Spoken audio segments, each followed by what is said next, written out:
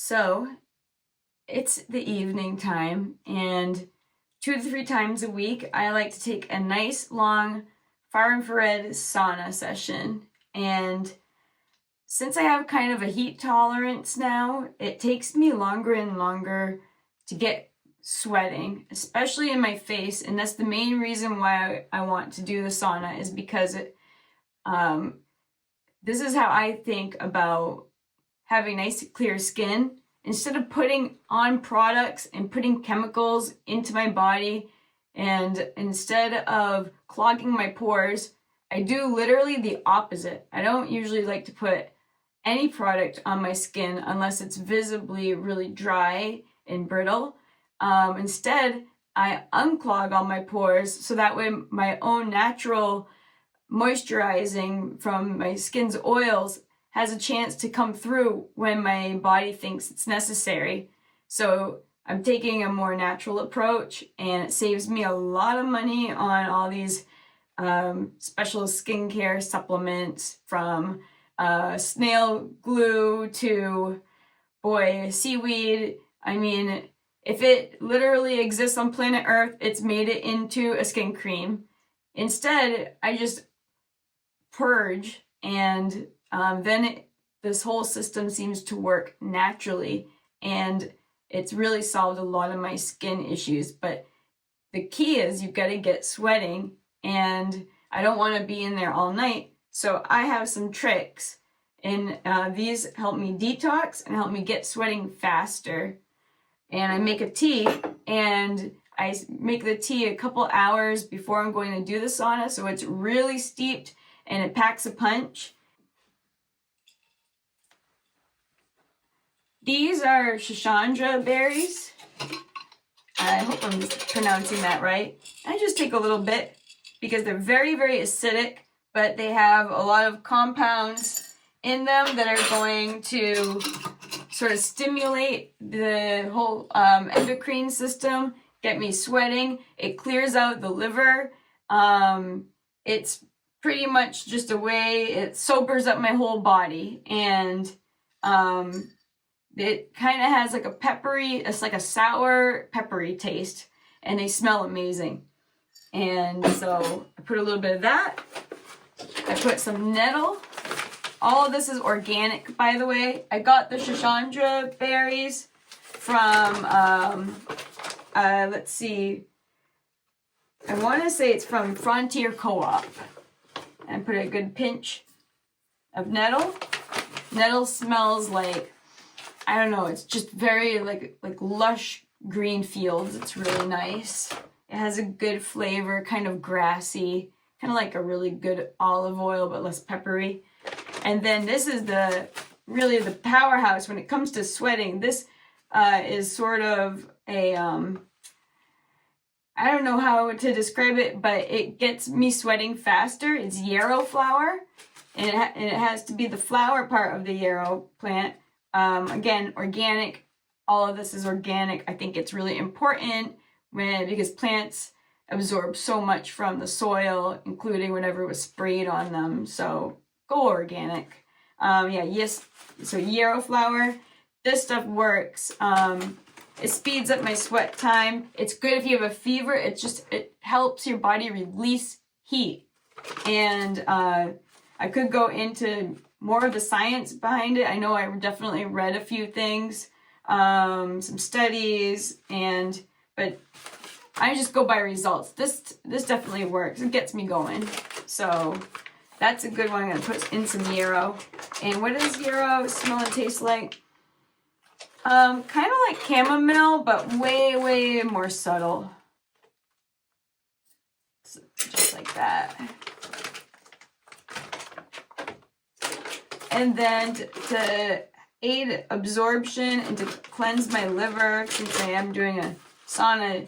Sauna is, for detoxing after all. I just do a teaspoon of rose hips, one of the best natural sources of vitamin C, which is just going to allow everything else to be absorbed, processed, and you'll feel you'll feel everything else faster.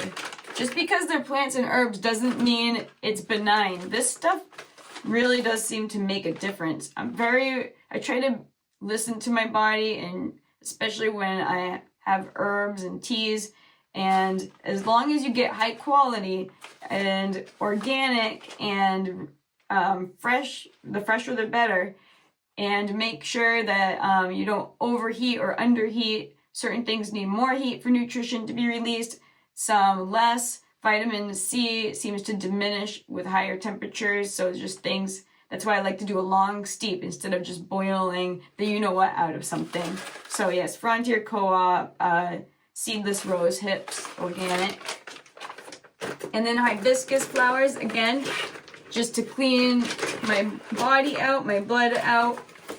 Plus, I just love it. It's super tangy. It's like, it's just magical. It's when you sweeten it, it tastes comparable to pink lemonade almost, but with a little more floral. It's more complex than that, but so many cultures around the world absolutely swear by having hibiscus petals in their tea, and it will clean you out. All this together is a magic cocktail to get you really sweating in the sauna and maximize that time in the sauna. Cut down on just waiting for the sweat to build up, release the toxins, release excess body heat, and yeah, it works for me. Hopefully it'll work for you. So this is my sauna.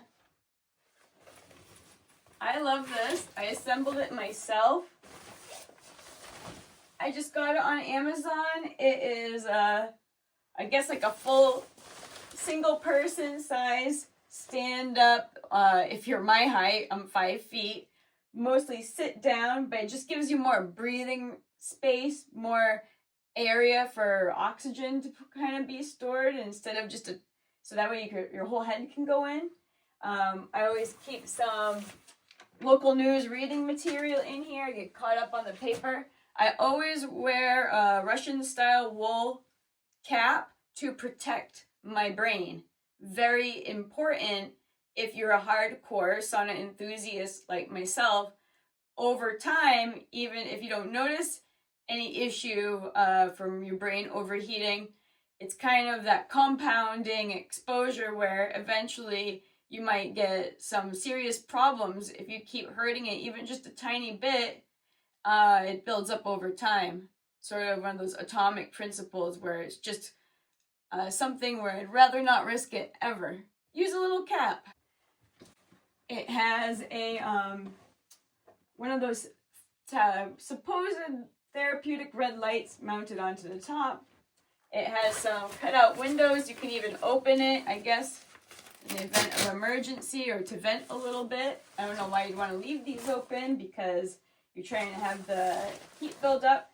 But for the most part, it doesn't get too hot in here air-wise, but you start sweating because of these infrared panels. So when I sit down there, I'm just surrounded by them.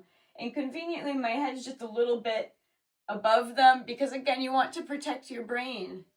And it's never going to be worth it. It came with a foot heater if you really want to get your body temperature up fast. I wipe some of especially the first sort of couple waves of sweat on my face, I wipe it off with a paper towel so that way I just can remove any of the germs and toxins that are just on the surface of my skin that have been building up throughout the day. And I do wash my face, and sometimes I take an entire shower just to open up all my pores beforehand. So that's a good little trick that will prevent from getting any acne.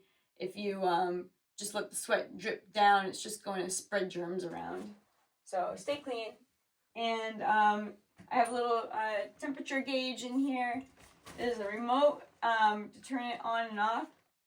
That's it on, off, and then it controls the foot heater too, and it can set the temperature and the time. And yeah, it really works. If I go more than a week without sauna, I notice that I get fine lines appear on my skin, and it's ironically much drier because, like I said, the sauna pushes everything out so your skin can work normally. most of the time people are clogging their skin. You want to do the opposite. If you want nice, supple, moisturized skin, then keep those pores open so they can do their job and adjust the oil level when you need it to be adjusted. So that's always been sort of my logic behind it. Less is more on the face. It's all about removing things from the face, not adding things to it. Saves you a lot of money too.